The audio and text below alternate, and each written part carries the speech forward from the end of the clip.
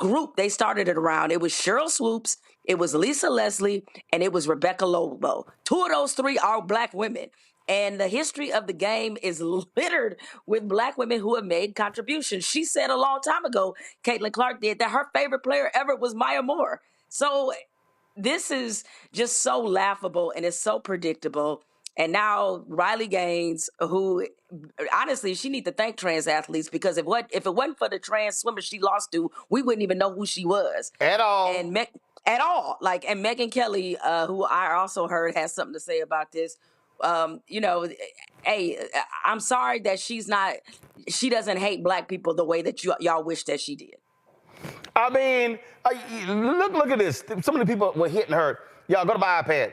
Wow, so disappointing you caved into the made-up fantasy world of a delusional left. I was such a big fan of you, not because you're white, because you're amazingly talented. Fool, it's a whole bunch of other white women in the WNBA who can ball. And then goes, unfortunately, your ego and attitude is starting to stink more than your skills shine. You had a huge platform to bring people together. Instead, you're choosing to push people apart. There's some other dumbass. CC, have you not learned 76 million people just voted no on woke and yes for Trump? You caved, you blew it. Somebody else. Nope, no longer supporting you. You caved. What's wrong with your teammates threatening you? How sad. I was about to buy a jersey for my daughter. Hell no, I'm back to the shadows for the WNBA. She really betrayed her whole fan base. WTF. At least we know she's in it for the money now. Nice Time magazine, though, I guess. All the people who defended you for how bad you were treated have now been betrayed by you. Such a disappointment. Just go ahead and say, we are some racist crackers. I mean, they literally told on themselves, Roland, because the comment that you just read a moment ago, the person who tweeted that or whatever social media post they put that in, they said that we thought you brought people together.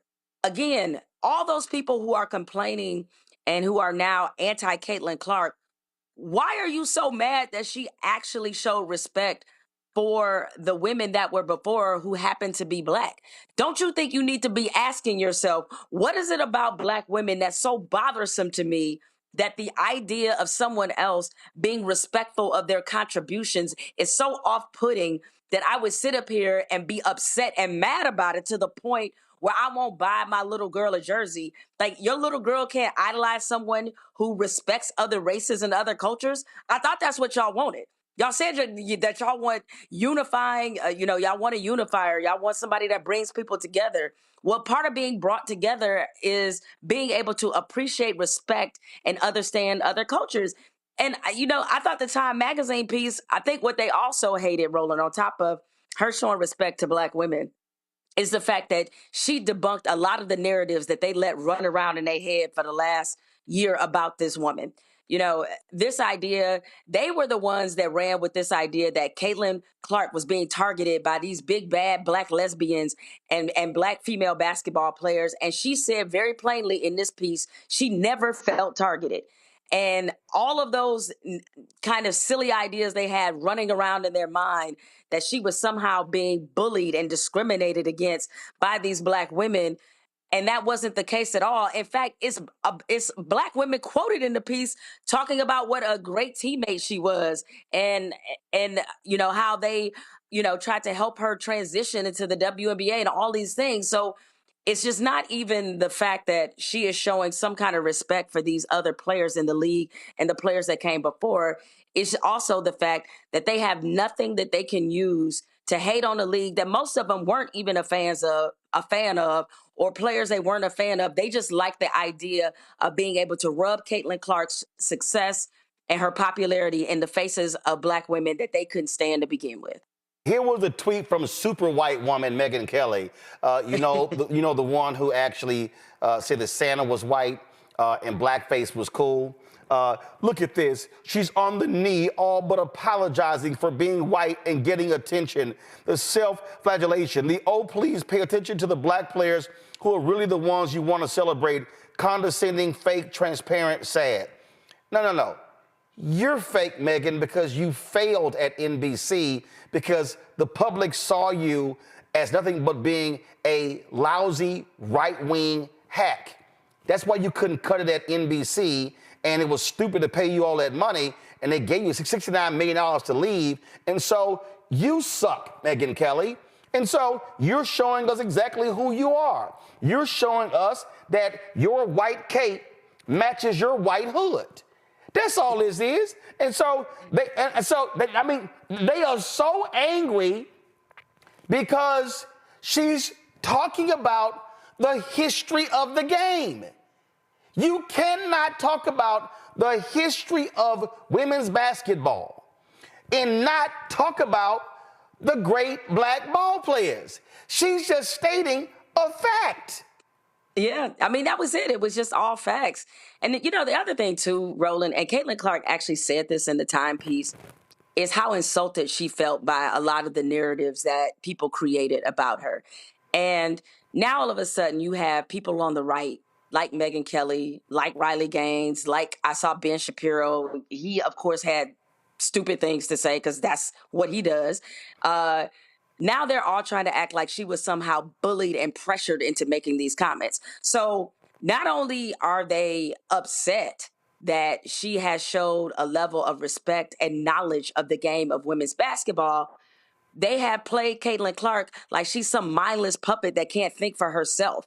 If you know even a little bit about the game, as you said, there are so many black shoulders the game has been built upon. And that's not to say that there hasn't been some tremendous, iconic white players in the league. Diana Taurasi is one, for example. Breanna Stewart. I mean, there's, Ann Myers. I mean, there's a ton of white players that have contributed to the game of women's basketball. But a great many of them have also been black. And that's all she was saying. And so as a lot of us in sports called out, especially a lot of us black journalists, we called this out a long time ago. We said that basically we see what you all are doing. You're using Caitlin Clark to get your racist takes off. And now that you find out that she doesn't support that nonsense. Now you upset and you mad at her. And you want to call her weak-minded, and you want to say that she's being pressured and bullied, and she's going woke, and all these other euphemisms for the fact that you just a racist, and she just exposed you even more. Simple as that. Jemele, we appreciate it. Thanks a bunch. Anytime. Appreciate you, bro. Let me go to my panel, y'all. Of course, Lauren Victoria Burke joins us right now. We got Joy Cheney. We got Dr. Greg Carr. Let's get right into it. Lauren, this tweet here pretty much sums up what Jemele was just saying. The person says, I hate Caitlin Clark now because it turns out she's not a racist piece of shit like me, as I assumed she was, and that is so disappointing. She's canceled. 80 to 90% of conservative America right now. Cry more, you cons. That's all they are. Yeah, the entire thing is kind of a racial Rorschach test in terms of people applying the thoughts that are in their head onto someone else. I mean, every time any of this has come up with Caitlin Clark, it's because some journalist has asked her about it, or somehow it's brought up by some sort of outside force. But what it all really boils down to is that there's a lot of people out there that want this discussion because of the commerce of content. I think the media wants this discussion. I don't know that Caitlin Clark ever really wanted this discussion, but now they have it, and now they're not getting the answer that they want. It is really sort of built on this idea that she was supposed to be certainly the idea that she was, the best player. They wanted her to be the best player in women's basketball and superior to all others and all of that. And then that didn't happen. She loses the national championship, but then she comes back into the professional women's basketball league and does really well.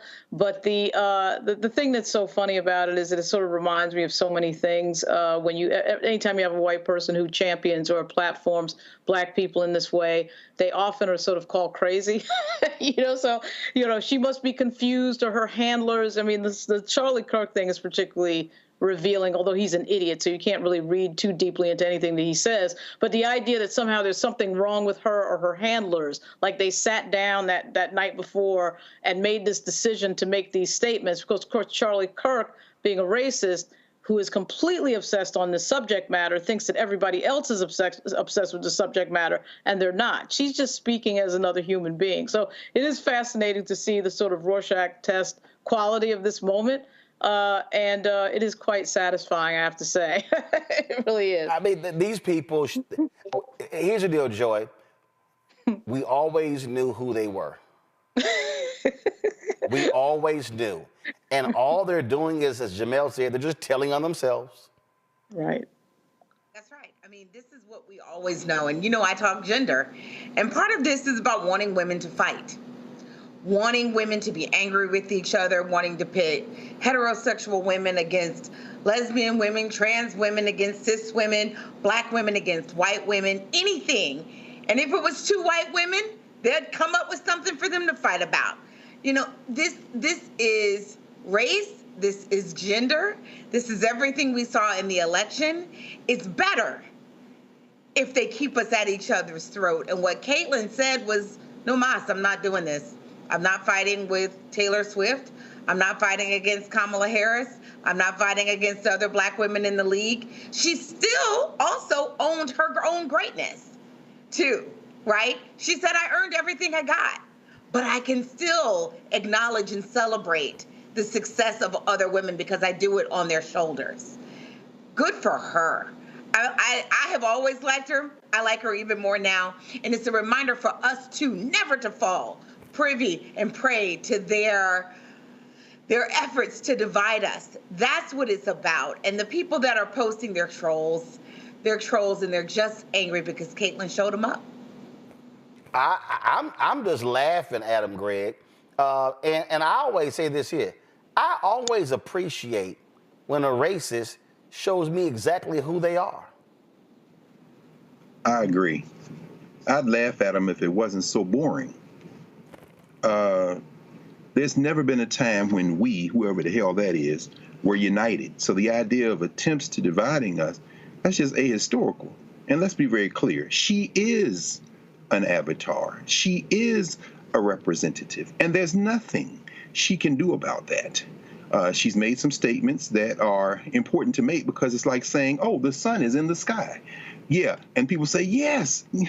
Everybody calm down. Let me be very clear. Sports is a proxy for war, okay? And there's one team in a war of white supremacy. It's whiteness. You put the verses there, and it's everybody, not Detroit versus everybody, with all due respect to our sister Jemele Hill, but whiteness versus everybody. Let's be very clear. I've been following the women's game since my girl was a forward for Tennessee State's Tiger Gems. Oh, by the way, parenthetically, HBCUs have a history, women's teams, of not being lady anything else. Tiger Gems, Tiger Bells, Tiger Sharps, they have their own identity. You won't find that in white teams in college. But my point is this. I'm old enough to remember the American Basketball League. That's the league that was partially owned by the players that David Stern and his friends put out of business by creating the WNBA at a loss for years because they didn't want any type of formation that would put them out of business. This is a race war. Caitlin Clark is an avatar. And this has always been the case. This is Texas Western versus University of Kentucky. This is Bird and Magic that revived the NBA. This is Tiger Woods versus everybody. At the end of the day, you got to make a choice. Okay? And my question is very simple. When are we going to be more sophisticated about this and make these people stop playing in our faces? Bill Belichick then signed for the University of North Carolina because he's taken the NFL to the college ranks where it already is, and he's not even trying to pretend about it. These aren't student athletes. They're employees. Caitlin Clark is an employee. And guess who's not going to stand against her? Sports Illustrated, the WNBA. Who's not going to stand against those white nationalists? All those people who are looking to profit from those white nationalists who will say, okay, that was great, she said that, but let's be clear. We've never been on the side of black women, and that includes black queer women. We've never been on the side of black people, and we will never be on the side of black people. And once they figure out what she said will test against their market value, they may ask her to go in. Yeah, we all agree, but could you be a little quiet? Because we want those racists coming to our games. At some point, can we just stop playing like we don't understand what this is? Well, we know exactly what it is. And Megyn Kelly can just go to hell. She really can. She really can. She shows on a daily basis how trash she really, really is. But then again, we've always known that. All right, got to go to a break. We come back, folks. We're going to talk about the great Nikki Giovanni. She passed away at the age of 81. That's next right here on Roland Martin Unfiltered on the Black Star Network. Hi, I'm Isaac Hayes III, founder and CEO of Fanbase. Fanbase is a free to download, free to use, next generation social media platform that allows anyone to have followers and subscribers on the same page. Fanbase was built through investment dollars from equity crowdfunding from the Jobs Act. People just like you helped build Fanbase, and we're looking for more people to help build Fanbase. We are currently raising $17 million in a Regulation A crowdfund on Start Engine. We've already crossed $2.1 million, but we're looking to raise more capital from people just like you that deserve the opportunity to invest in early stage startups without having to be accredited investors. So right now, I'd like you to go to startengine.com/fanbase and invest. The minimum to invest is $399. That gets you 60 shares of stock in Fanbase right now, today. And then use Fanbase to connect with friends, grow your audience, and be you without limits.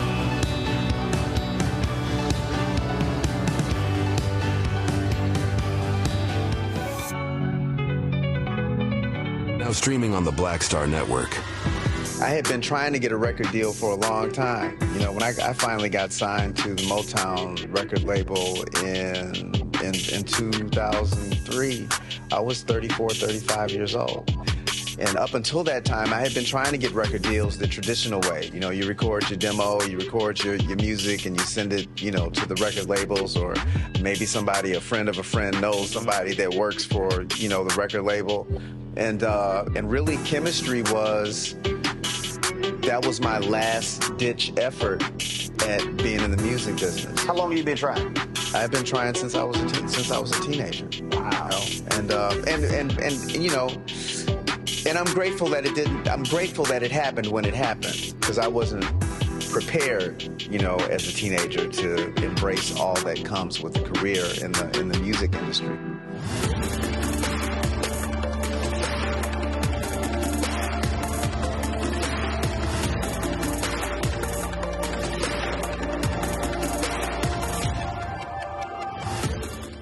This is Tamala Mann. And this is David Mann. And you're watching Roland Martin Unfiltered.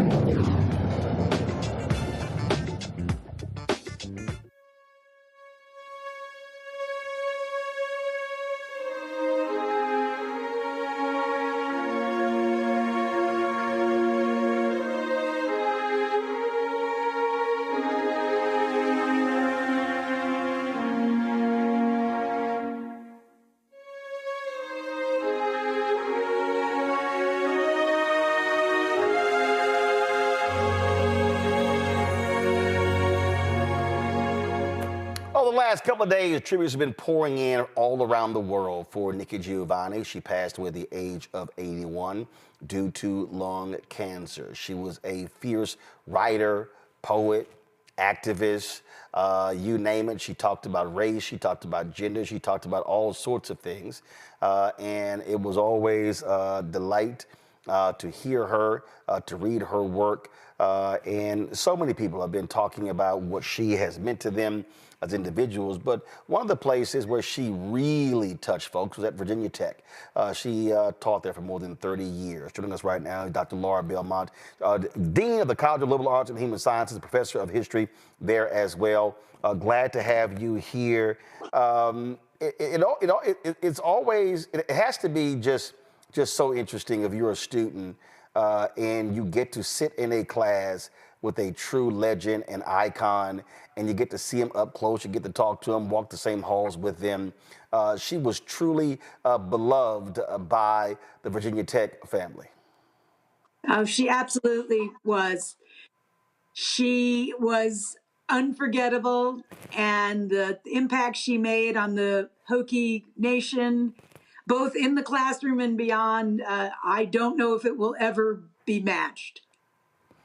First of all, what does she teach there? She came to us in 1987 as a creative writing professor, and she and her partner, Ginny Fowler, were instrumental in making our creative writing program a real force to be reckoned with. We have a significant percentage of underrepresented students in that program, and Nikki certainly was a huge draw for that. They were iconic figures in the English department and the college and the university itself. But a lot of what Nikki did that affected people's lives didn't happen necessarily in the classroom, although if you were lucky enough to get into her class, that was certainly an unforgettable experience.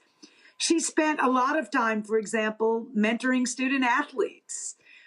She did a lot of outreach with children in the Blacksburg area. Just last summer, the college hosted a summer camp for rural middle schoolers, and she came in with these 6th, 7th, and 8th graders and read her poetry and interacted with them. And as you might imagine, they were pretty awestruck. But she was also an extraordinary mentor for early career faculty. And if you ran into her in the community, if you could maybe not trip over your tongue and fangirl on her, she was always very warm and gracious and happy to interact. And she will be deeply missed. I take it there were also those moments in faculty meetings where she was never called shy. Well, anybody who thinks that freedom of speech on campus is in danger never interacted with Nikki Giovanni. She said what she thought and never failed to speak truth to power, whatever the issue, whatever the context. There were a lot of people. Obviously, she had huge fans around the world, but after the tragic mass shooting on the campus in 2007, when all eyes were on the memorial service that took place there, and Nikki Giovanni delivered these words at that ceremony that really shook folk to their core. Guys, go ahead and play it.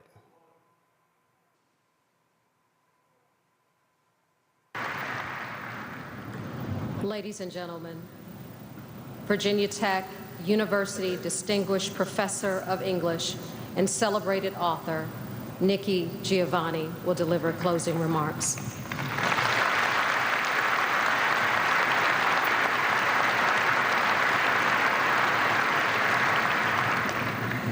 We are Virginia Tech. We are sad today, and we will be sad for quite a while. We are not moving on. We are embracing our mourning. We are Virginia Tech. We are strong enough to stand tall tearlessly. We are brave enough to bend to cry, and sad enough to know we must laugh again. We are Virginia Tech. We do not understand this tragedy. We know we did nothing to deserve it, but neither does a child in Africa dying of AIDS. Neither do the invisible children walking the night away to avoid being captured by a rogue army. Neither does the baby elephant watching his community be devastated for ivory. Neither does the Mexican child looking for fresh water. Neither does the Appalachian infant killed in the middle of the night in his crib in the home his father built with his own hands, being run over by a boulder because the land was destabilized. No one deserves a tragedy. We are Virginia Tech. The Hokie Nation embraces our own and reaches out with open heart and hands to those who offer their hearts and minds. We are strong and brave and innocent and unafraid. We are better than we think and not quite what we want to be. We are alive to the imagination and the possibility. We will continue to invent the future through our blood and tears, through all this sadness. We are the Hokies. We will prevail. We will prevail. We will prevail. We are Virginia Tech.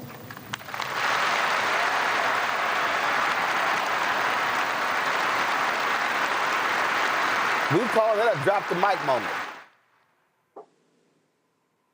Absolutely.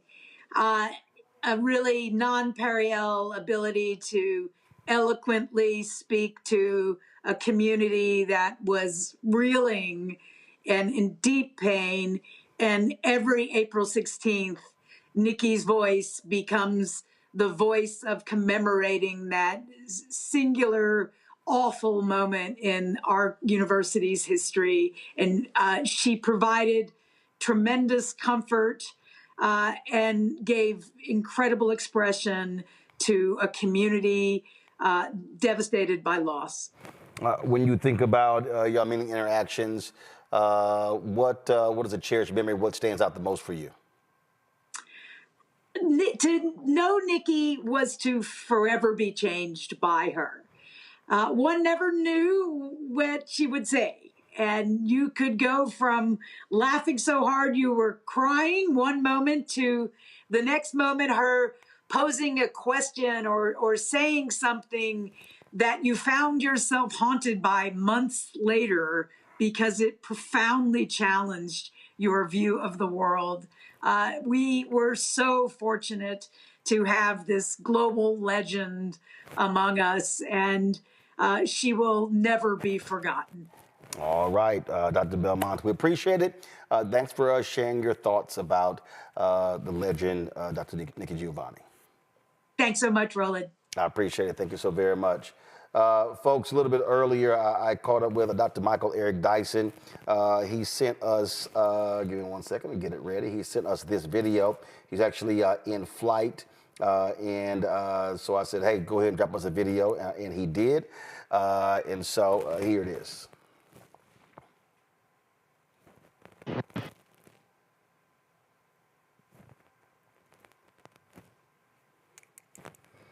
All right, let me see what's going on with this video here. Give the dirty camera and the noise. Okay, here it is now. Let's come back to it. Here we go. Y'all forgive the dirty camera and the noise in the background and my scruffy outfit, but I'm in the airport. Just wanted to send these few words to Brother Roland, celebrating the great Nikki Giovanni.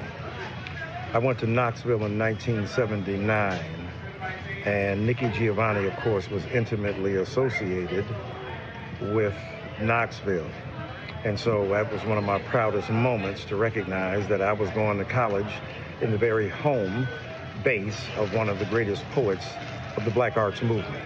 The Black Arts Movement, as you know, was a rhetorical fusillade against the white supremacist discourse of the 1960s and 70s and a recuperation of the ethic and aesthetic of Black culture as the armor against the forcible implosion of white supremacy in the brains of so many Black people. She wanted to help occupy the Black mind with thoughts, ideas, sensibilities, and realities that drew from our experience. Think about all those albums she made long before it was popular to do so. I mean, think about the poem to Aretha and so many others that she recorded that were spiritual nourishment to those of us who were young and coming up in the 70s. And of course, I got a chance to meet her and become a friend. And I talked to her on several occasions. I even went to Virginia Tech and gave lectures there, and we hung out and had a great time. And I remember her love and commitment to young people, right? I mean, with that Tupac tattoo, she said, because somebody's got to call an MF an MF. You talking about keeping it real. Before there was hip hop, before there was gangster rap, before there was hardcore lyricism, Nikki Giovanni was doing that. She could do that in the streets. She could do that in the studio. She could carry her poetry, and then she could sit down with James Baldwin and have a conversation on television that got transcribed into a book that is a remarkable testament to an older and younger artist of our African-American descent telling the truth about what they felt, not always agreeing.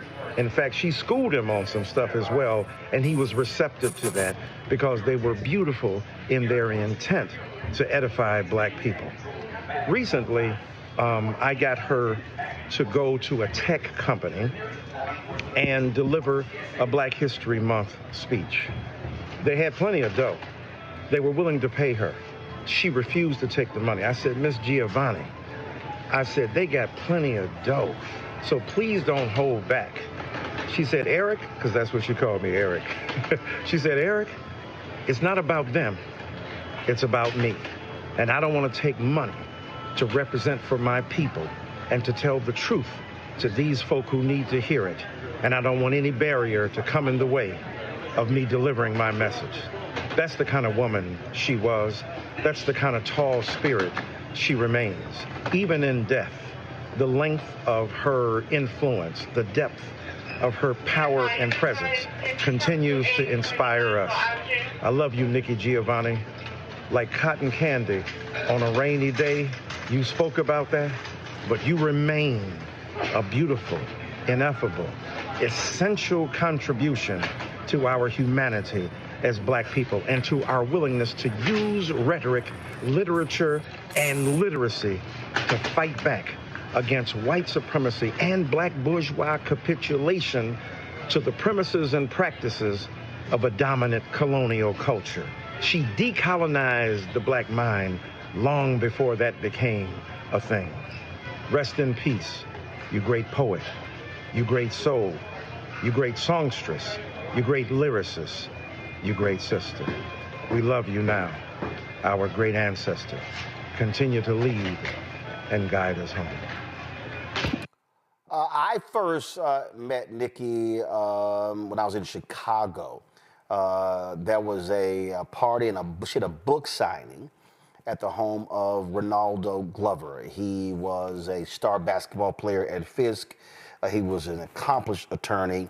He was one of the investors of the Chicago Defender, and got an opportunity to chat with her. And my God, Nikki Giovanni had a huge laugh, a huge smile, and she was not always serious. She loved to have fun. When y'all see the interview that I did with her 6 years ago, you'll realize that the quote Michael Dyson was talking about. I'm trying to get that on video. So I had sent Tavis Smiley a DM and an email, hit him on Twitter. I thought I had Tavis's number, I don't. So it was in 2000, Greg, Joy, and Lauren, at USC. And Tavis had one of these State of the Black Union or State of the Black America discussions at USC. And I believe it was Stanley Crouch, Nikki Giovanni. There may have been one other person, and the moderator was the late, great Dr. Charles Ogletree. And Dr. Ogletree asked Nikki Giovanni, and I think Noel Jones may have been on that panel too.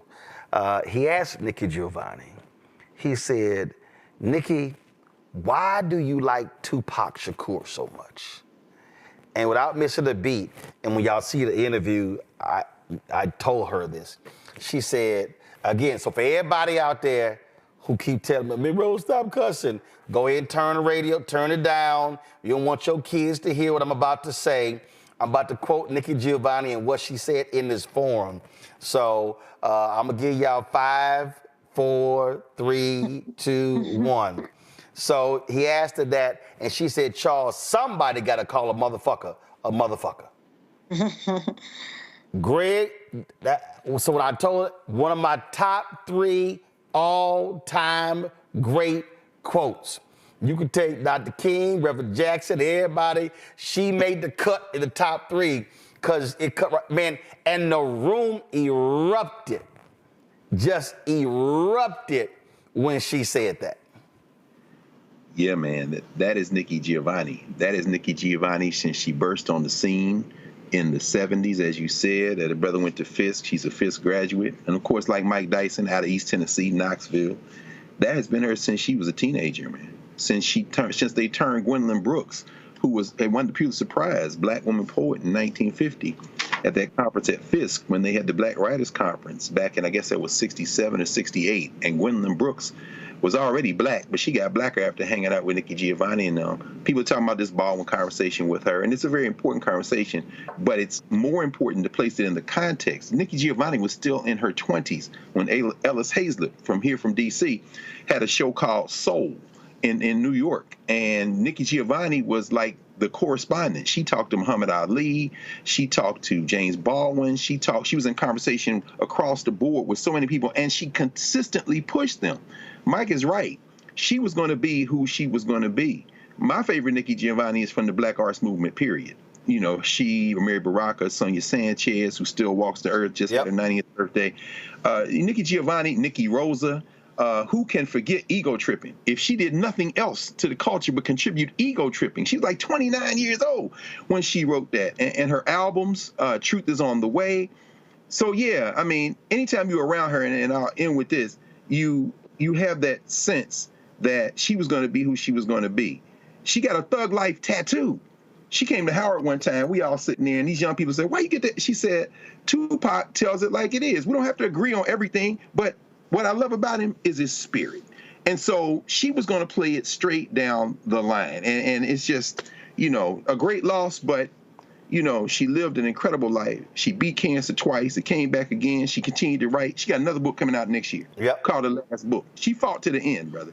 A life well lived. So when y'all see the interview, we barely talked about her book that came out then. I just want to let y'all know.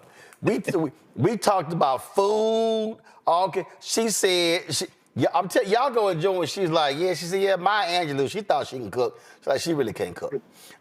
So, I mean, it was hilarious. And it was just, we laughed so much in that interview.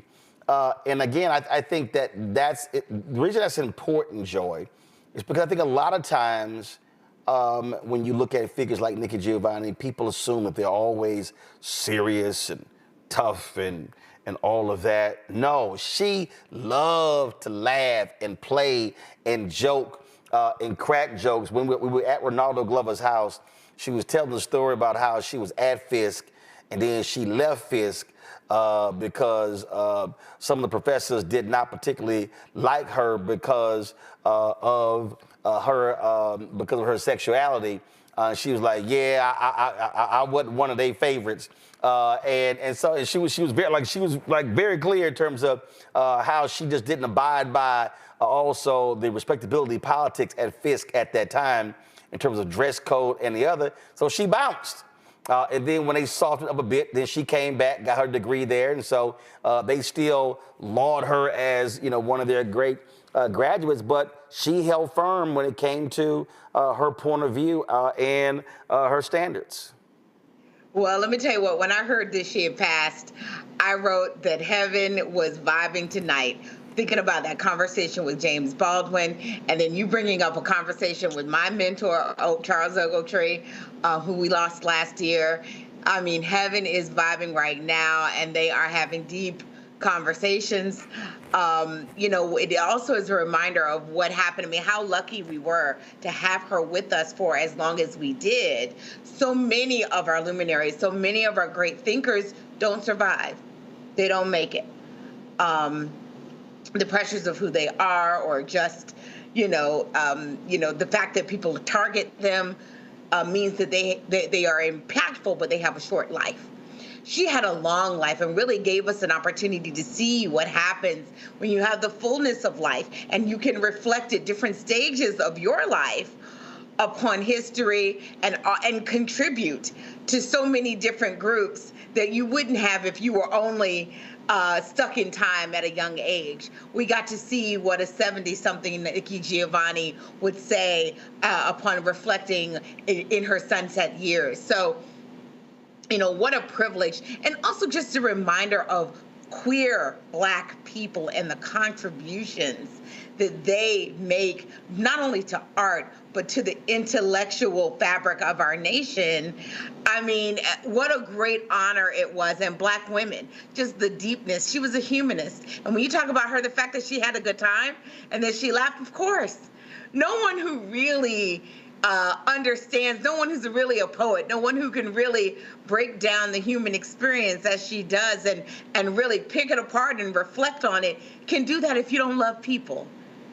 You have to be deep and you have to love people. And she did that. And so, and I'm so glad that we get a chance to celebrate her life. And there are people who didn't know her before who are going to know her now through our lauding of her legacy. You know what, Lauren, when I think about, again, just a whole slew of generation of greats who are becoming ancestors. But what jumps out at me is how they were coming of age, and they were all moving and interacting with one another. When Greg talked about that show Soul, I'm in a group chat and Michael Harriot was telling us that there are about 40 or 50 episodes of that on Peacock. They're streaming it, it's on Peacock. And people have an opportunity to watch those shows. And a lot of black people today, when you think about when that show was out, and there were other shows that were coming out of New York City and Boston and other places, I mean, really, what black people today have to understand is that King gets killed in 68, assassinated in 68. The Kerner Commission report comes out in 68, saying there were two Americas, one white, one black. When you go to the early to mid 70s, and when you look at these public affairs shows, when you look at the fact that Julian Bond was a host on Saturday Night Live, when you think about being on those public affairs shows, when you think about just the energy that was happening, when you think about the dialogues and the conferences, when you go back and look at All in the Family and the Jeffersons, and the dialogue that was happening on those shows, I mean, that was an unbelievable period. And I think what was also important is that figures like Nikki Giovanni and they were with the Baldwins of the world and so many others, I mean, they were basically, I don't want to use the phrase they were challenging each other, but I think, for lack of a better phrase, they were operating in a time where you had what I call literary verses, where the work of this person was causing this person to say, I got to raise my game, and iron was sharpening iron, and things along those lines. And they were having real intellectual conversations in public spaces. What's happening today, I dare say, doesn't even remotely compare. Well, it was like, doesn't even come close. What's happening today is you see, we live in a society with a level of distraction that is just off the chain. And, you know, when you find out from like whistleblowers from Facebook, Frances Haugen, who testified in front of Congress that Instagram was built to effectively keep you on the platform for as long as possible. So all of this is a game of distraction. And you take that, and of course, YouTube and everything else, it's really hard to get back to a point where you are in a face-to-face dialogue with somebody in a way that yields what you were just talking about. When you have a group of people who has something in common artistically, or they're all writers. I think, you know, that phenomena happened in the 60s as well. It happened in the civil rights movement. You have the face-to-face conversation, you have the in-person conversation, and that yields a different result about, you know, what comes from that. And what comes from the digital world that we live in is something quite different. And I'm not sure it's better sometimes. I mean, there's certainly some elements of it that are beneficial, but there's something going on with the sort of lack of connection and communication that we used to have in society in the 70s and the 60s, some of which I was not, you know, here for, but you can certainly sense it from the art that resulted. So somebody like Nikki Giovanni, as Greg was saying, somebody in her 20s that can yield something so brilliant at such a young age, that requires a level of concentration. I mean, you have to be thinking about the world and putting it on paper. And that is becoming increasingly difficult to do in the digital age because of the level of distraction.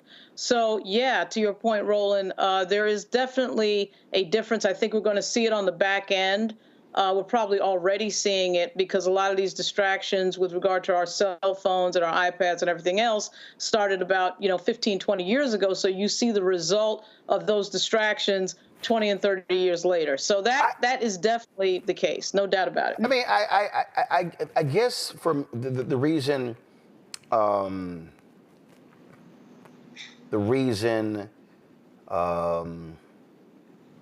that is so important to me, Greg, is because, last night, Bishop Horace Sheffield had me in Detroit. And we were at a library that was actually named after his sister. And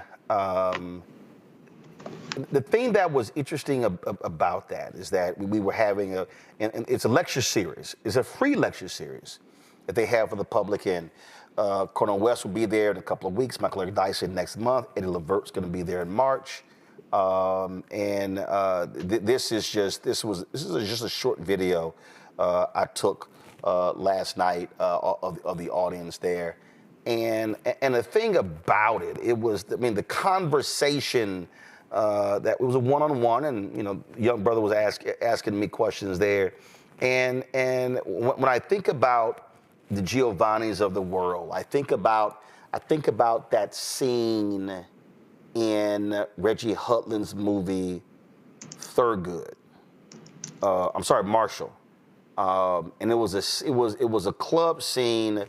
Zora Neale Hurston, Langston Hughes, Thurgood Marshall. There may have been one other figure, I can't remember. And I sit there and go, man, what were those conversations like? When I think about Ruby Dee and Ossie Davis and Dick Gregory and Harry Belafonte, Dr. King and Diane Carroll, Sidney Poitier, what were those conversations like? James Baldwin.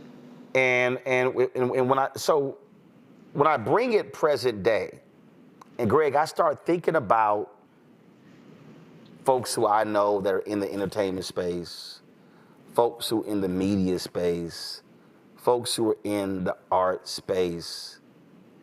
I'll be honest with you, those things don't happen. And the challenging and the pushing having these high intellectual conversations that would get loud, that would get noisy, but it's not like you would hate each other. But the whole point of it was you were challenged on every aspect of your point of view. And like I said, iron sharpened iron.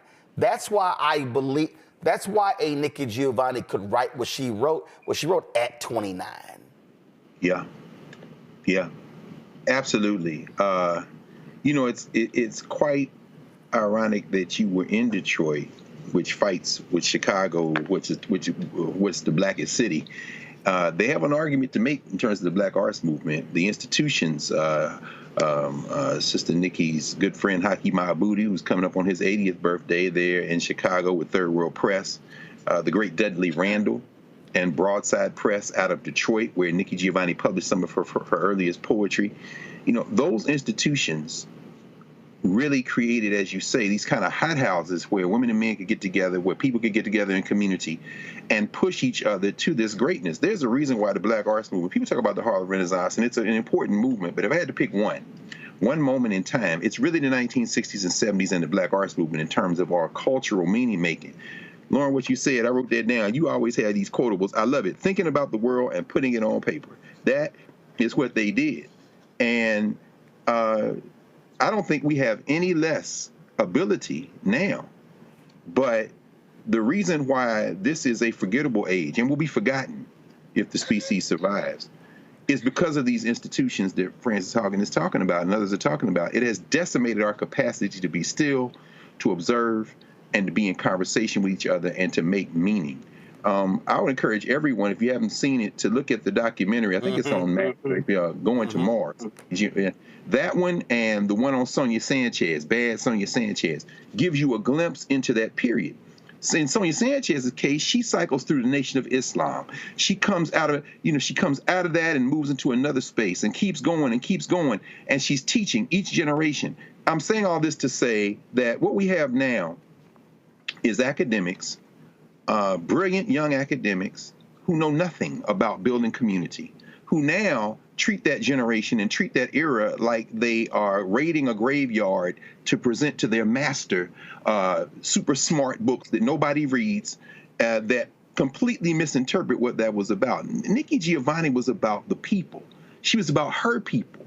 And when we slice and dice it in the academic jargon of today's kind of movements, what we leave is the fact that those movements that we stand on the shoulders of were all about building black community critically, collectively. And so for you to be in Detroit at that moment, doesn't surprise me that that room was full, because Detroit knows about building community. And in many ways, Nikki Giovanni traces one of her great lines of thought and development to exactly what you said, that steel sharpening steel that took place in the place that gave birth to the Nation of Islam, to gave birth to the Republic of New Africa and the Shrine of the Black Madonna. Institutions are going to save Black people, not super smart Negroes who ain't that smart in 2024 these days. The conversation that people keep referencing regarding her discussion on Soul with James Baldwin, the basis of that was Nikki Giovanni's father often beat her mother. And Giovanni later said that either I was going to kill him or I had to leave. And she actually did. She, at 15, left to go live with her grandparents. This exchange here was so powerful. It's an hour and 46-minute conversation. The full thing is on YouTube. As I said, I think it's streamed, so all the episodes are streaming on Peacock. When I've seen this clip, first of all, I've seen this numerous times over the years.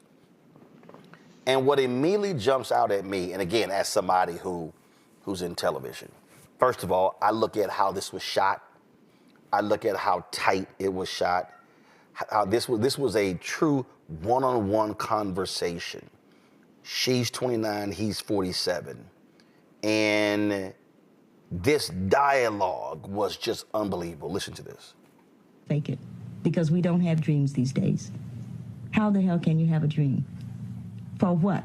Well, it isn't. So everybody's jiving, but let's jive on that level. If I love you, I can't lie to you. Of course you can lie to me, and you will. If you love me and you're going off with Maddie someplace, you're lying to me. Because what the hell do I care about the truth? I care if you're there. What Billie Holiday say, hush now, don't explain.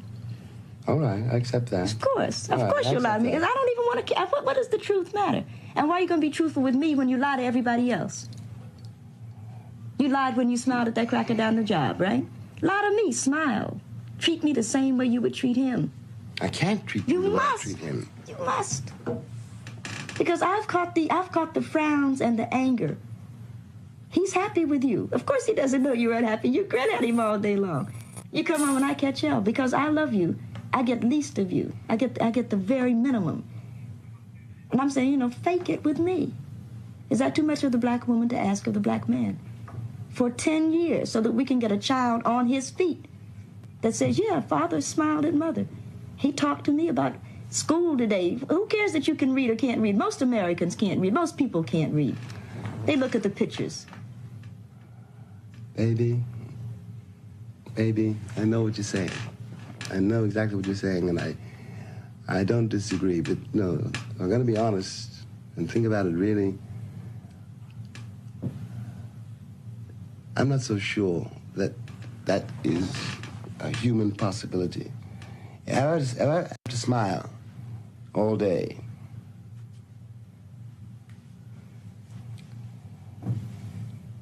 and the cat on the job, the foreman, you don't understand why I'm smiling. Mm-hmm. Not because I want to smile, I'm smiling because that baby needs new shoes. I can't give a performance all day on the job and come home and give a performance all night in the house. Okay, so one of the performances will stop. Yes. So again, I think what makes that so riveting, Joy, is not just the conversation, but also how it was shot. And I can tell you, there's so many times when we're shooting stuff, I'm always like, yo, push in, because like you're inside of the box, and you see every bit of emotion on her face and his face, and it's just captivating. The reality is you're not getting those discussions, even remotely. You're not. And let me tell you, there's a moment where she says, fake it with me, where she gets really emotional. And it's so good. And when he says, I can't do it, I have watched that at least 10 times this week, but I've watched it many times. But hold up. But I keep seeing this on social. Okay. Can people today, and let me just, I don't want to cuss people out. But I keep seeing this on social media, and I'm seeing this in our chat room. Can y'all stop saying, oh, she cooked him? She didn't. This wasn't. They can't stop saying it. That's the idiocy. See, this is the thing that pisses me off with folk today. We want every intellectual conversation to be a battle. Yes. To be a fight. It's not. If you actually just shut up and watch, what you're seeing is, you're seeing Nikki Giovanni speaking through the pain of a woman, of a young girl who saw her mama being beaten by her father, being grossly disrespected. And when she's talking about fake it, you're seeing a James Baldwin wrestle with, I can't do that, to a black woman. Now, first of all, we're seeing two gay people having the conversation.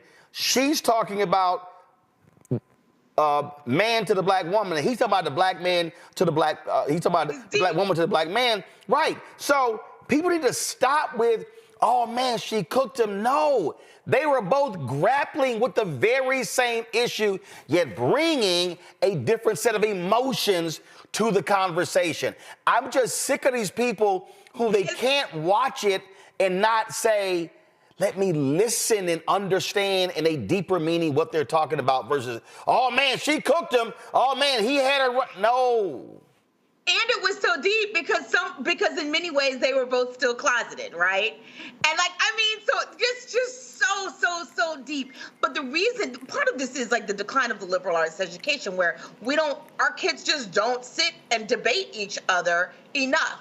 Oh hell no. Oh, not even. Right. They're not even. Yeah. Yeah, but they assume if you have a disagreement with someone, if you have a conversation with someone, somewhat like what you tried to, develop here, right, with having 3 panelists plus you, sometimes with a guest, they think that you're arguing or that you disagree or that you hate one another. No. We're having a conversation. It may even get animated, but we're having a conversation and trying to go deeper. The only place where I really see that happening now is sometimes on podcasts. If you have not seen Ezra Klein with Tanahashi Coates talking about his new book, that is really deep and long format where they really unpack and they really debate with each other. But does not often happen. It is really quick bites. People are afraid to go deep because they feel like they will be soundbited and someone will take the one thing that they said and make that the fullness of what they said instead of saying, they continued the conversation. Or they actually are afraid to challenge and be challenged. The reason I was sitting here laughing, and Greg know where I'm going. The reason I'm sitting here laughing is because so that was a screening in DC for 12 Years a Slave. And I watch movies a lot different. My wife she says I get on her nerves because I'm actually watching the content but also the technical. And I was watching how Steve McQueen used sound and used silence in these really long sections where you were like, okay, shit, they're gonna switch the shot? We're like, damn, how long are we gonna keep sitting here? But the whole point, for you to hear the crickets and things like that. Ava DuVernay did the exact same thing in Queen Sugar when they would use the wind and all that sort of stuff. And it was just very interesting how they used it. So when the movie was over, we had a Q&A. And so, Greg, you had some, what was it, your class? What was it? Yeah, some students there. One of my students, who's now on faculty at Howard, Shanice Thompson, got up and was talking about she said, we still slaves We still slaves because of the prison industrial complex. She laughs about that now, but we wouldn't know each other had she not gotten up. But right. Go ahead. So she got up and she said that we're all slaves. And I was like, oh, hell no, I ain't no slave. I'm like, I ain't in prison by a damn thing.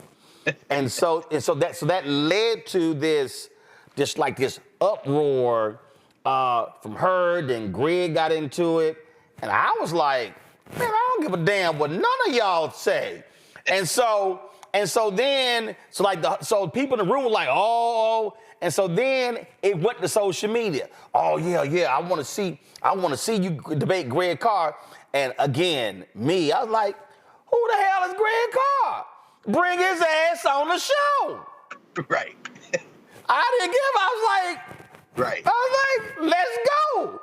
And these people were like, oh no. I was like, I don't know who that is, but hey, you want to go? Right. Let's go. That's exactly right. And so that's actually how Greg first came on the show. We met, right? But it was a thing where I was going to explain why I ain't no damn slave, because I talked about being free. And the thing is, if people had not gotten more, what they would have understood is I was literally talking about being free financially, being free in terms of mind, not being imprisoned by being put in boxes and things along those lines. And so it was a really fascinating, again, back and forth. And so when you think about the Nikki Giovannis of the world, and you think about and if you go through YouTube and these other things, and you look at a lot of these speeches, and you look at a lot of these conversations, there's a video out there, Lauren, where she fires back at Bill Cosby at the comments that he made, and the thing is, and so the reason, like, what I love about Giovanni is the fearlessness, because I think the part of the problem that we have today, and this is why I thought it was so funny with that conversation with Greg and the students, is that folk are afraid to go at prominent figures. Where I've always maintained, if you do good, I'll talk about you. Do bad, I'll talk about you. And I'll talk about you. Ain't nobody infallible. So I remember when I hit Oprah in the Chicago Defender, people were like, oh my God, you criticize Oprah. I'm like, she don't pay my damn bills. And that was just, so there's this thing. And so Giovanni's of the world, others, they had no problem challenging major figures because they said, you deserve to be challenged like anybody else. Yeah, well, challenging people in these days has a real world effect, as we found out last semester, where we had a bunch of billionaires effectively threaten the degrees and threaten the livelihoods of students who were protesting the war in the Middle East, if you remember. So we have a situation, I think, again, that goes back to social media, where the cancel culture situation means that when you criticize something, I wouldn't even just say prominent people. If you make a controversial statement, you could end up paying for it 15 and 20 years later. Even if you made that statement as a teenager, we've seen a few people get upended by things that they wrote on social media when they were 15 and 16 years old, and then were going for a job at 30-something years old, and then all of a sudden there was some controversy. And so what that has done is it has stifled debate. It's stifled criticism. It's stifled people challenging each other, either in person or in the virtual world on some digital platform. And I think that has been a huge problem. That has been a huge problem, because what it does is it prevents us from having a discussion about something that might be wrong, or criticizing something or challenging something, and having that other person challenge us back and say, well, this is why I feel this way, because everybody is too afraid to have the discussion in the first place. This happens all the time. And there's also a sort of cancel culture comes with a virtue signaling package. And the virtue signaling package is basically that, outrage culture has its benefits, and being seen online, being outraged about something gets you rewards. And we have seen this in big policy discussions with regard to serious issues that come up before Congress and everything else. But that entire package, I think, is stifling a lot of the types of things that creates someone like a Baldwin or a Giovanni. I mean, that you need to have those discussions. You need to have hard discussions. You need to look people in the eye and say things, and them not run out of the room on fire because they're offended or whatever. So that is a difficult space. And generally what I find now is to have that type of intimate discussion, you really have to know somebody really well to have it and know that that person isn't going to flip out. But it's complicated. A lot of this, by the way, I'll give a shout out to Jonathan Haidt. Jonathan Haidt's book, The Anxious Generation, deals with a lot of these issues with regard to social media and how the generation got more anxious and more sensitive about criticism. And for academia, I know Greg can talk to this a lot better than I can. For academia, I think this has been problematic, but not just for academia. Can I hop in to say one thing? Yeah. Charles Ogletree used to do this on campus with his Saturday school. When I was there, we used to have deep conversations. We used to have controversial figures. We used to have dinners afterwards where we'd have that conversation. I don't know that it's still going on. I'm not quite sure, but I think it would be hard in this climate. To my co-panelists, what they've also said. When people don't feel like they can have a conversation and survive afterwards and really debate and maybe even be a little wrong, when they feel like they can't do that, then you have people, parasites like Donald Trump, parasites like others who say, you know what, I'm going to let you say whatever you want to say. It can fester because people feel hindered and frustrated. So, to what you said earlier tonight, if you're a bigot, if you're a racist, go on, say it. So I can say what I want to say, call you the MFer if that's what it is. And we can have it out. And that's okay. And we can live to fight another day about it. I'd rather you do it here than at the ballot box. Michael Vick was on Urban View with Lamont King and Greg, and he talked about being at Virginia Tech and Nikki Giovanni. Listen to this.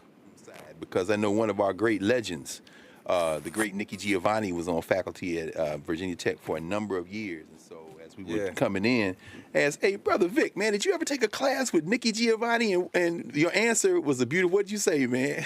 I did. I had her, I think, my sophomore year. I had a class with Nikki, and she was so amazing that I used to, I always sat in the back of the class and never wanted to sit in the front. I used to pay attention to every word that came out of Nikki's mouth because she was just so legendary, and, she spoke with, so much precision and value, and everything was in volume. And she used to put us in groups, and we used to have these big discussions, and sometimes the discussions would get, they would get really crazy and heated and intense. And I just remember that it was a night class too, being just one of my favorite classes to go to. And at Virginia Tech, I wish I would have spent more time, trying to be a better student.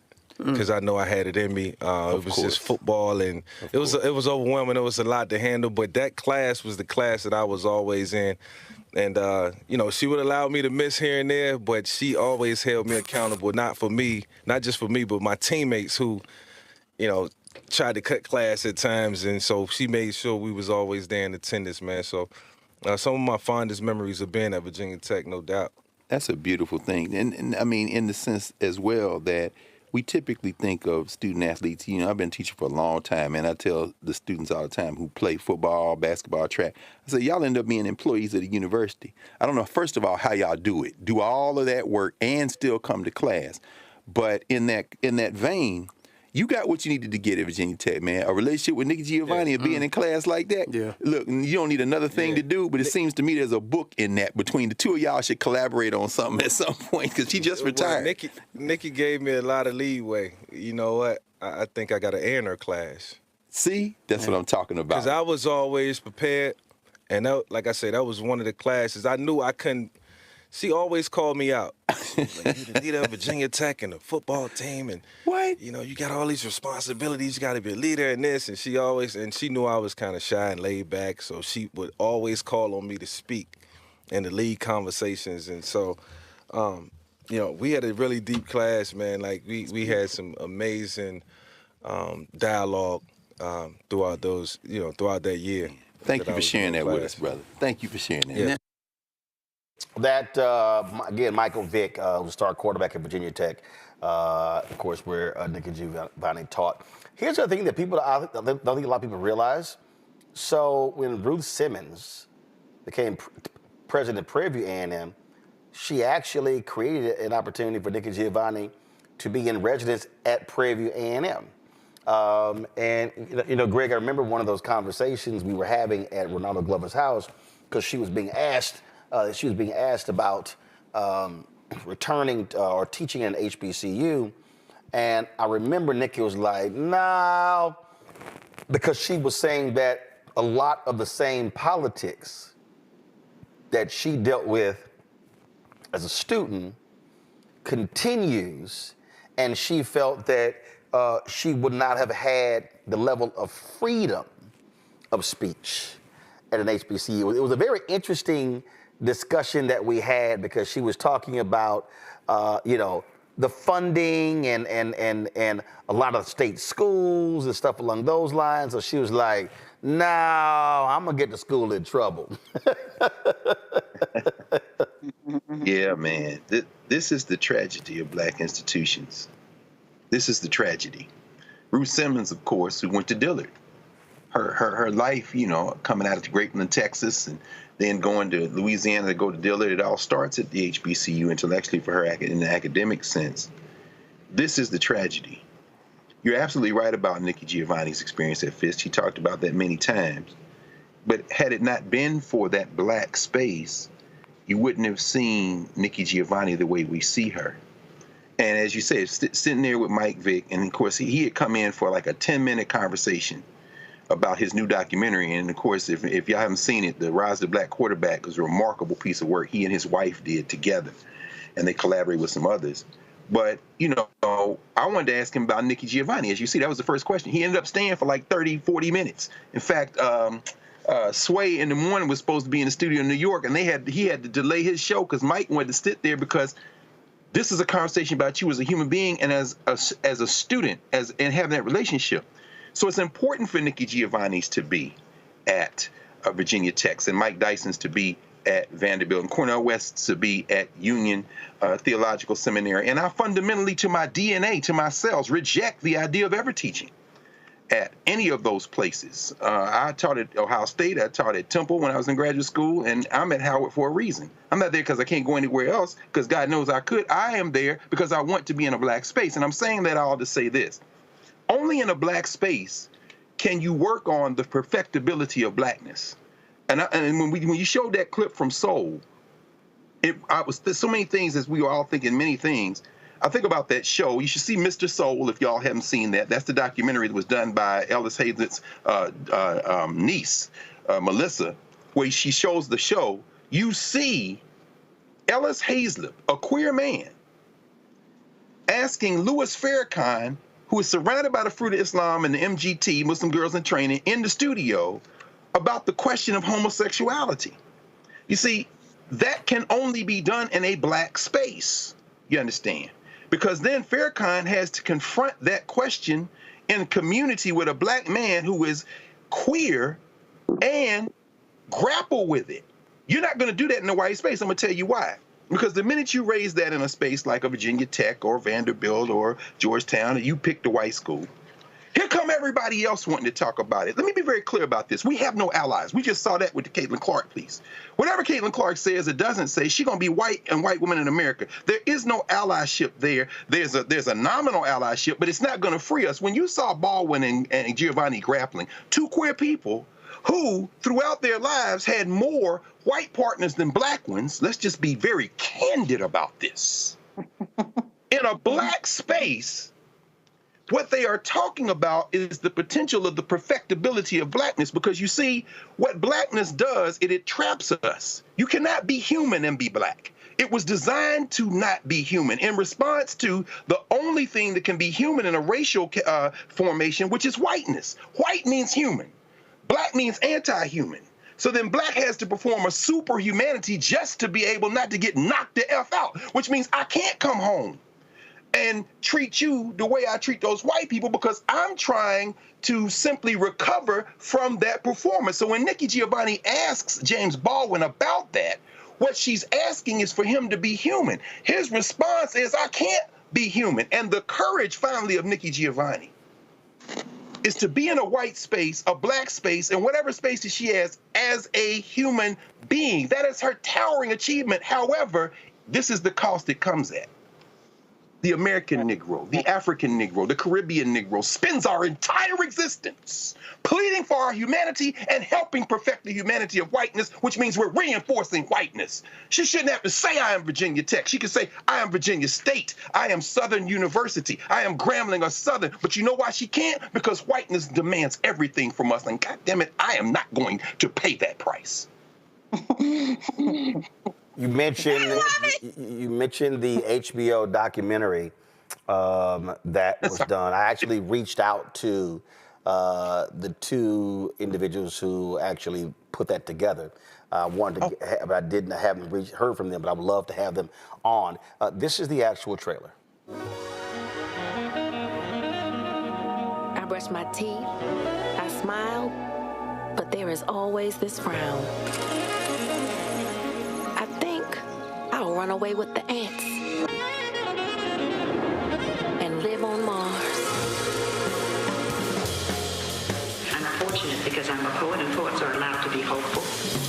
I used to dream radical dreams of blowing everyone away with my perceptive powers of correct analysis. I don't remember a lot of things. But a lot of things that I don't remember, I don't choose to remember. Childhood remembrances are always a drag if you're black. I remember what's important and I make up the rest. That's what storytelling's all about. I even used to think I'd be the one to stop the riot and negotiate the peace. Would you ever say that some of your poems were inspired by stress or hate? Were you ever bullied by your skin color when you were younger? Have you ever had like a breakdown or you couldn't take it anymore where you just couldn't do it? But there has to be a way to do what we do and survive. Our ancestors taught us how to do that. The one thing that I did know is whatever life would be, I knew I had to create myself. To successfully go to Mars and back, you will need a song. And maybe a six-pack. So if there is life on Mars, you can share. Popcorn for the celebration when you land, while you wait on your land legs to kick in. And as you climb down the ladder from your spaceship to the Martian surface, look to your left, and there you'll see a smiling community quilting a black-eyed pea, watching you descend.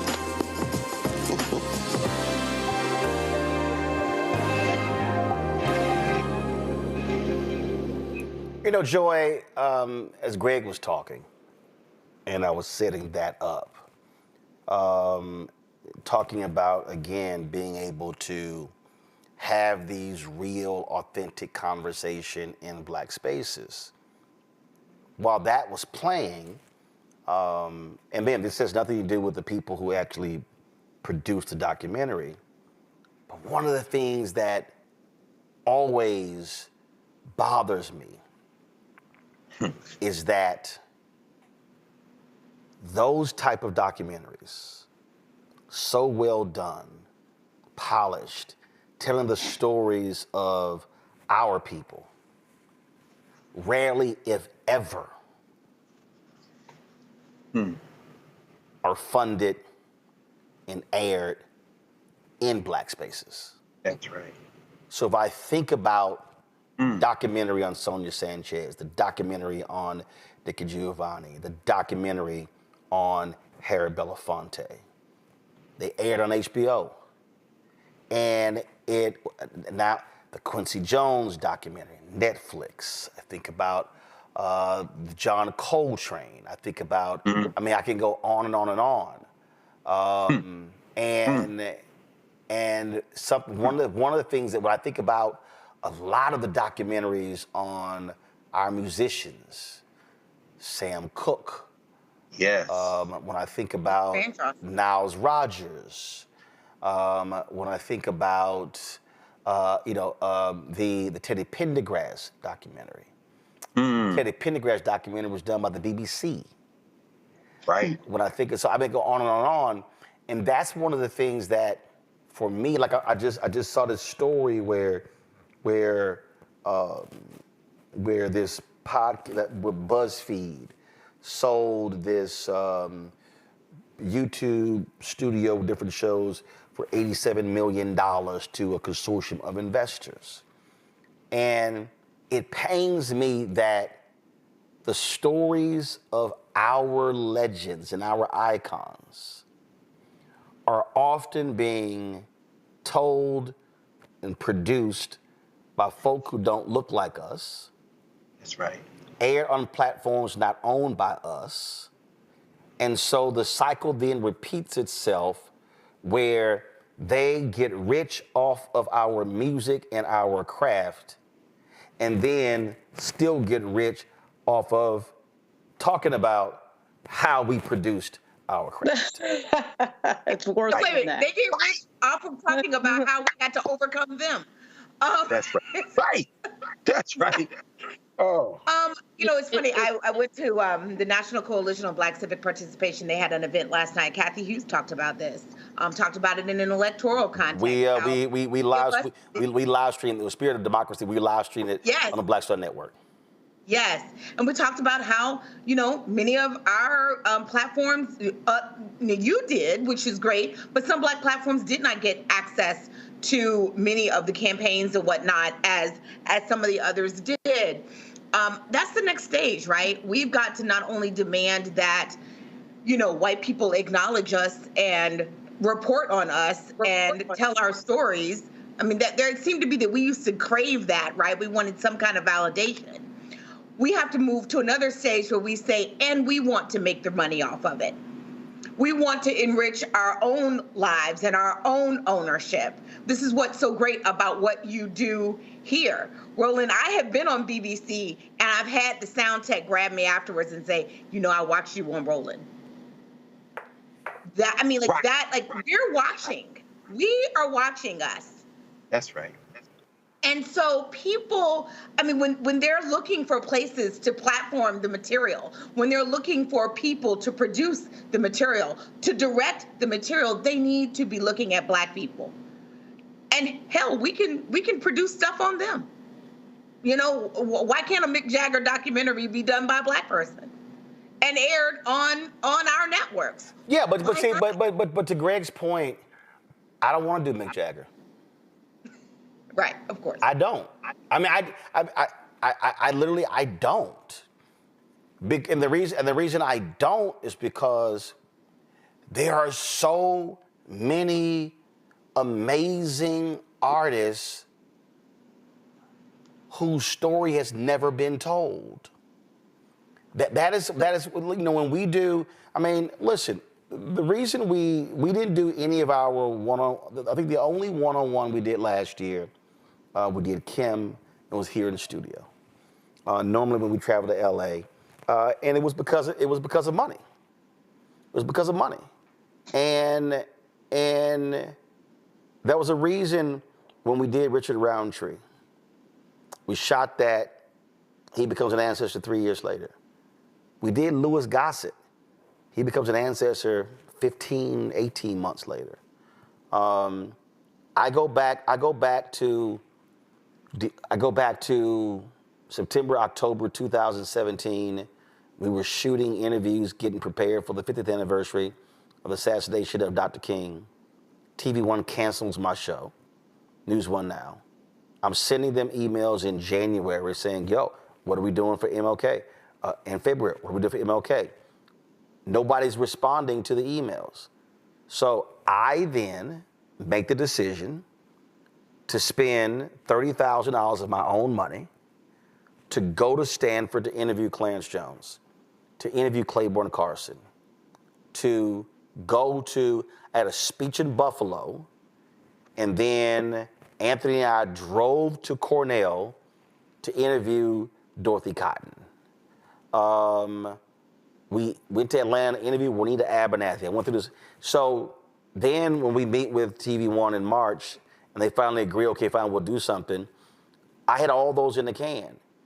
Thank goodness, because Dorothy Cotton died 2 months after the anniversary. I think Juanita Abernathy passed the following year. I'm glad we had that stuff on tape. But that's the thing that, again, when a legend like Nikki Giovanni passes away, Lauren, thank goodness. I mean, again, we were only on the air. We launched the show September 4th, 2018. I was trying to look for the photos. I couldn't believe we didn't take any photos. Somebody had to snap photos. I know we did. We got the video. But I was looking for the photos, and I was trying to remember when we did this, and I appreciate it. So she sat down with us on October 26, 2018. We were only doing this show for 40 some odd days. And this is what it means to have these spaces. I mean, even having this conversation, sure, the New York Times did an obit on Nikki Giovanni.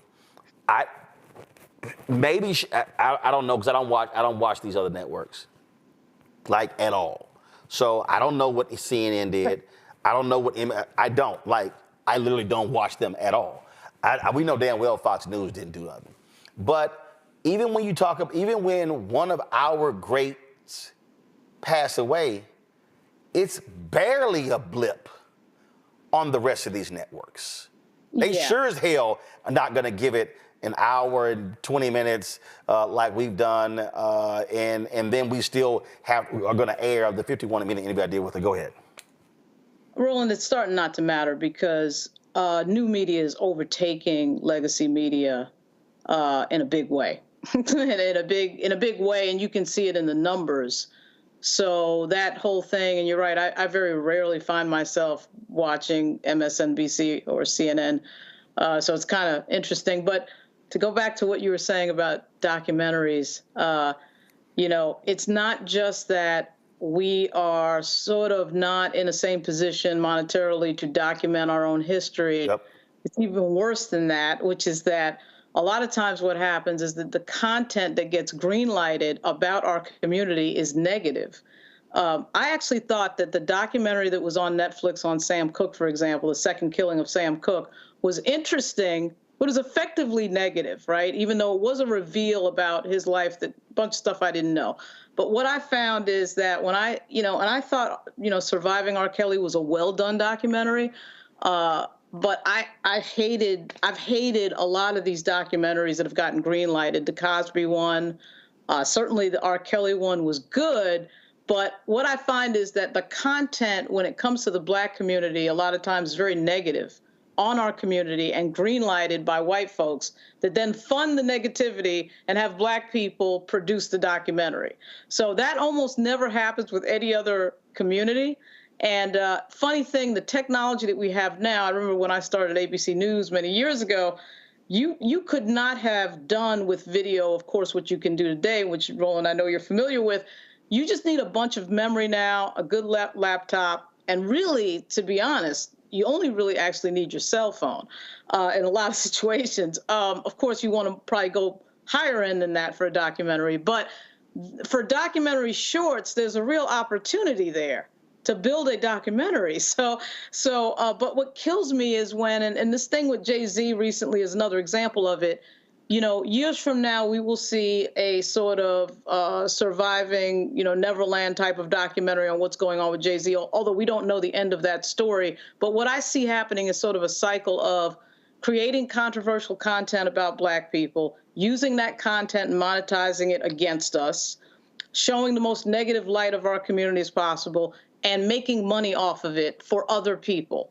And that, for me, has been hugely problematic because when you pull back the curtain on who's making that documentary, I can almost assure you, 9 times out of 10, it's nobody that looks like us. So if we're not telling our own story, that is hugely problematic and has been for some time, and it has to be fixed.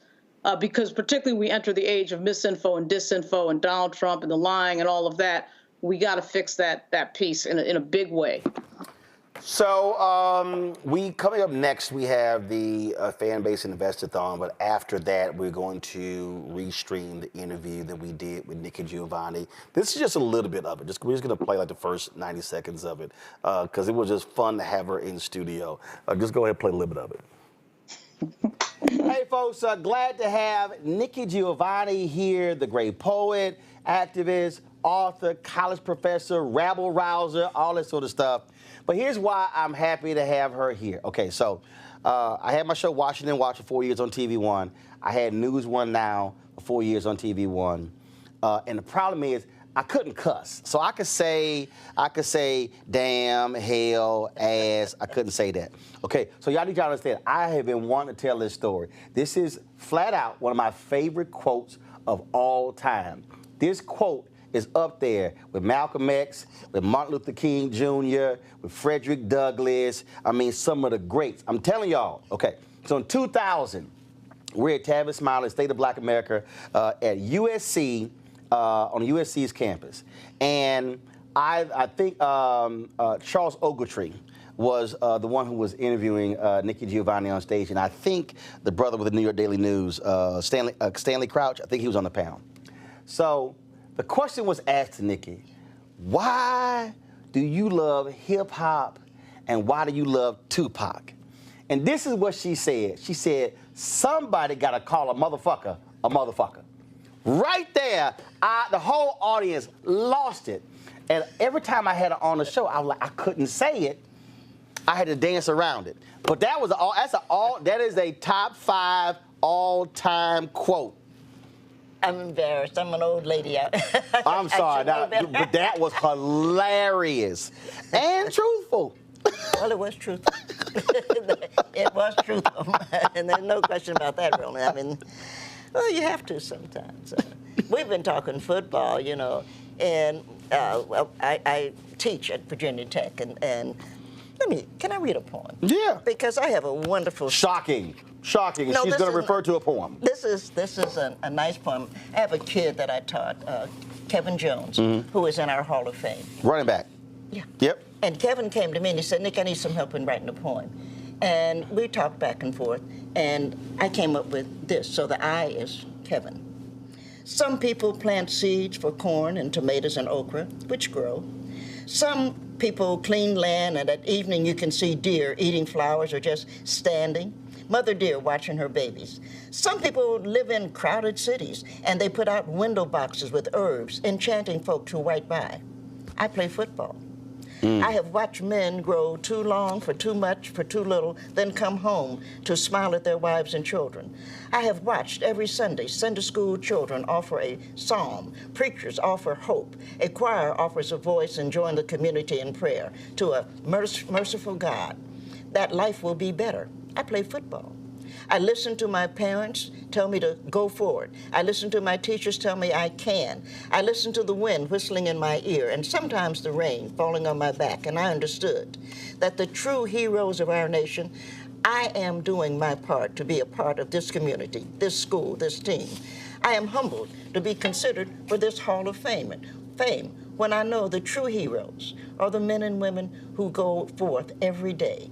I play football. I hope I have done my part. And I think we forget that everybody does what they do. And aside from the fact that I love Kevin, I love the fact.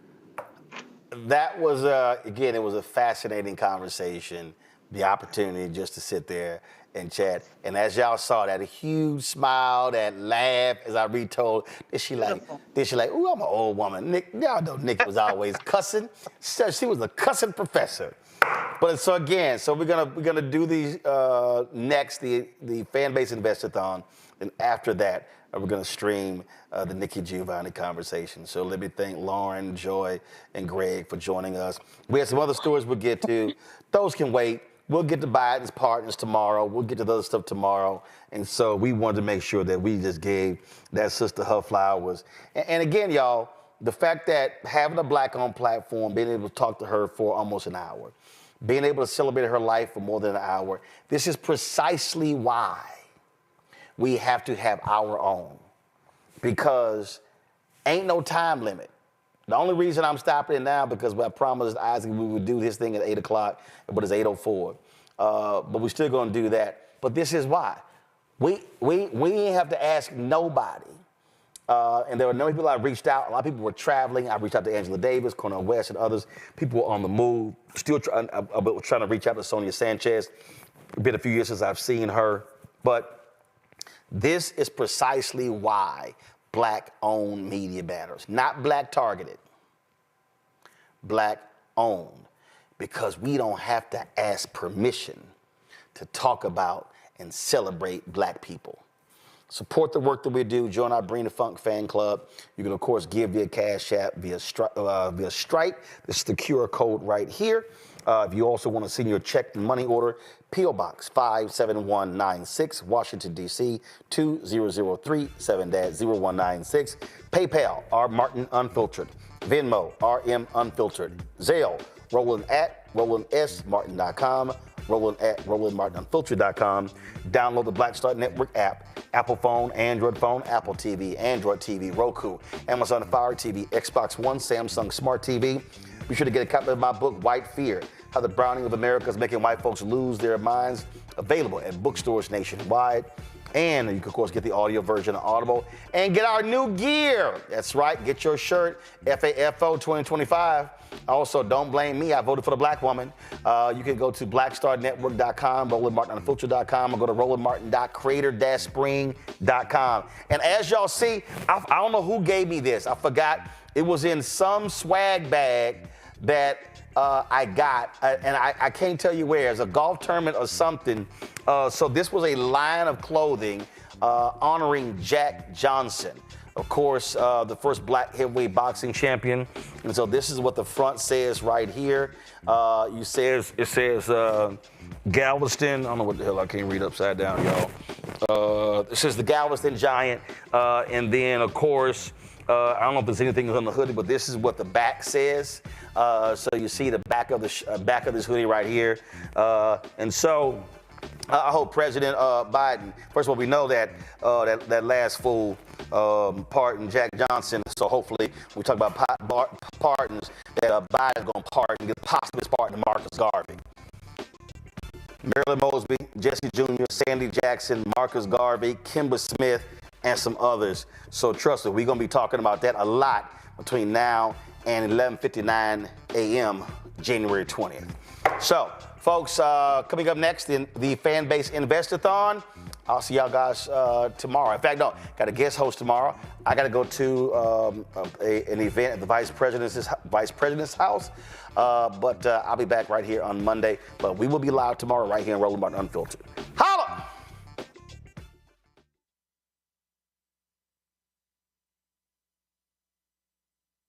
Hi, I'm Isaac Hayes III, founder and CEO of Fanbase. Fanbase is a free-to-download, free-to-use, next-generation social media platform that allows anyone to have followers and subscribers on the same page. Fanbase was built through investment dollars from equity crowdfunding from the Jobs Act. People just like you helped build Fanbase, and we're looking for more people to help build Fanbase.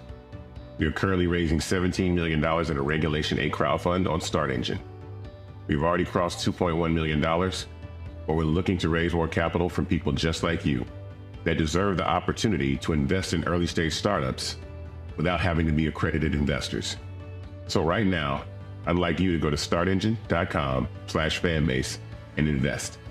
The minimum to invest is $399. That gets you 60 shares of stock in Fanbase right now, today. And then use Fanbase to connect with friends, grow your audience, and be you without limits.